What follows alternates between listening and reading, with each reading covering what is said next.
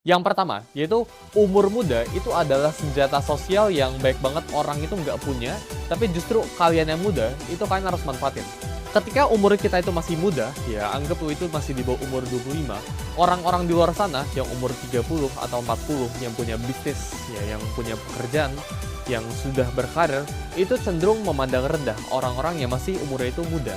Jadi ini merupakan sebuah advantage, ini merupakan sebuah keunggulan yang kalian itu sebenarnya bisa manfaatkan. Ini merupakan kita ngomong bahasa kasarnya asimetrics yang lu itu harus eksploitasikan. Karena ketika umur lu itu masih muda, orang itu punya ekspektasi yang rendah sama lu. Sedangkan ya ketika umur lu ini udah 30, umur lu udah 40, orang itu udah mulai punya ekspektasi sama lu. Tapi ketika orang itu lu itu masih kecil, ya umur lu itu masih di bawah 25, kita ngomong orang itu meremehkan, orang itu nggak punya ekspektasi apa-apa. Dan window ini akan segera tertutup ketika lu udah di atas umur 25. Jadi menurut gua, selagi lu umur 25 ke bawah, ya, lu harus belajar buat manfaatin situasi lu.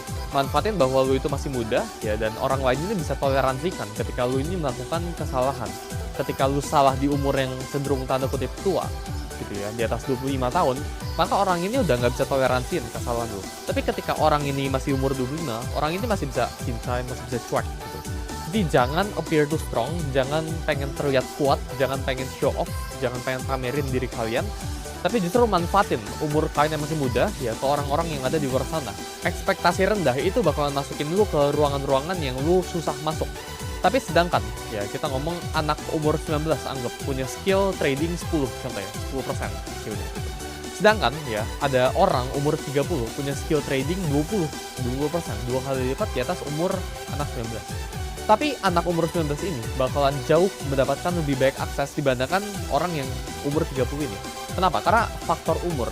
Orang itu suka ekspektasinya itu rendah ya ketika orang itu umurnya itu masih muda.